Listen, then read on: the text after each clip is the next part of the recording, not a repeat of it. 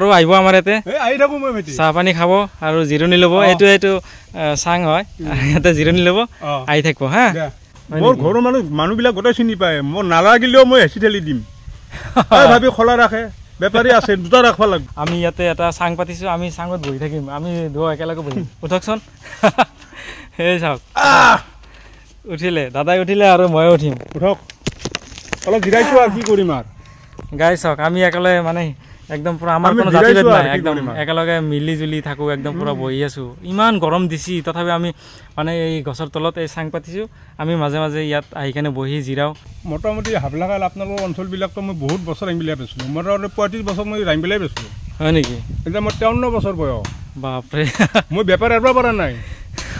কৰি থাকোঁ আৰু মাজে মাজে আহি থাকোঁ আপোনালোকৰ তাত বেছি থাকোঁ সকলোৱে তিৰিছিলোঁ আপোনালোক চিনি পাই মোক আদৰ মৰম গোটেইখিনি কৰে মোক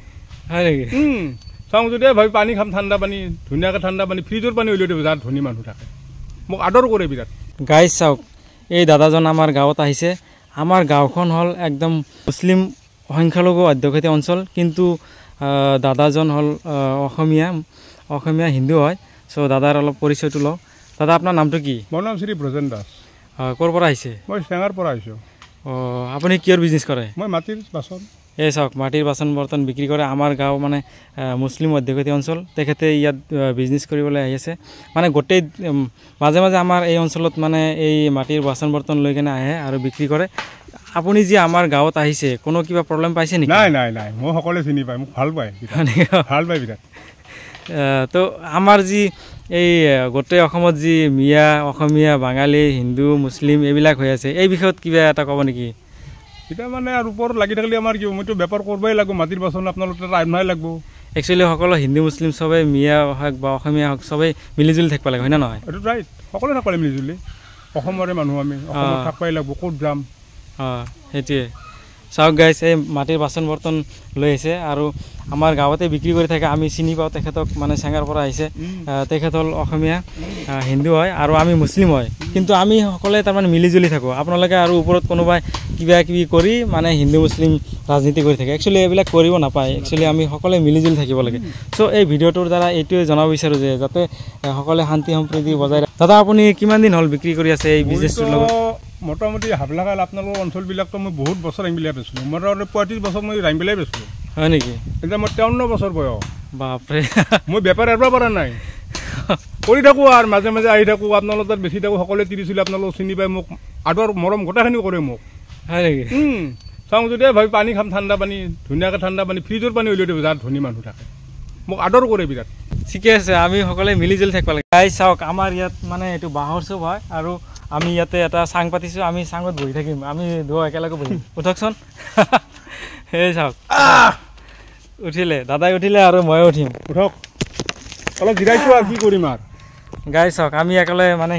একদম পুৰা আমাৰ কোনো জাতিভেদ নাই একদম একেলগে মিলি জুলি থাকোঁ একদম পুৰা বহি আছোঁ ইমান গৰম দিছি তথাপি আমি মানে এই গছৰ তলত এই চাং পাতিছোঁ আমি মাজে মাজে ইয়াত আহি কেনে বহি জিৰাওঁ দাদা আপুনি যি গোটেইখিনি বাচন লৈ আহিছে এই গোটেইখিনি আজি বিক্ৰী হ'বনে নাই বিক্ৰী হ'ব মোৰ ঘৰৰ মানুহবিলাক গোটেই চিনি পায় মই নালাগিলেও মই হেঁচি ঠেলি দিম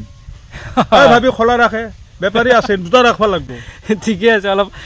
মধুৰ ভাষাত যদি কথা কয় আৰু মানুহবিলাক মোক সকলোৱে চিনি পায় আচ্ছা মৰম কৰে মোক আৰু আমি আশা ৰাখিছোঁ আপুনি ভৱিষ্যতেও আমাৰ ইয়ালৈ আহি থাকিব আৰু মিলিজুলি থাকিব বিজনেছ কৰিব যাতে আগুৱাই যাব পাৰে এইটোৱে আমাৰ কামনা আৰু হয় নে নহয় আমি সকলোৱে মিলিজুলি থাকিম বাপৰে বাপ গাইজ এই ভিডিঅ'টো আপোনালোকে যিমান পাৰে শ্বেয়াৰ কৰিব আৰু যাতে এই ভিডিঅ'টো গোটেই অসম তথা ভাৰতবৰ্ষ গোটেই ৱৰ্ল্ডত একদম পুৰা ভাইৰেল হৈ যায় একদম ভাইৰেল কৰি দিব গাইজ মোৰ নামটো হ'ল মইনুদ্দিন আহমেদ চ' দাদাৰ নামটো ব্ৰজেন দাস আমি একেলগে আছোঁ আমি জিৰণি লৈ আছোঁ তামাম বতাহ মানে গৰম দিছি আৰু বতাহ ওলাইছে মানে বতাহ আহি আছে তামাম বতাহ চ' আমি জিৰণি লৈ আছোঁ একদম ভাল লাগিছে হয়নে নহয় গাই চাওক এই বাচনবিলাক তাতে ৰখা আছে এইটো ফেৰি কৰিব অলপ জিৰাইছে আৰু বাচন এইটো মানে এইটো এই বাংকা বুলিয়ে নেকি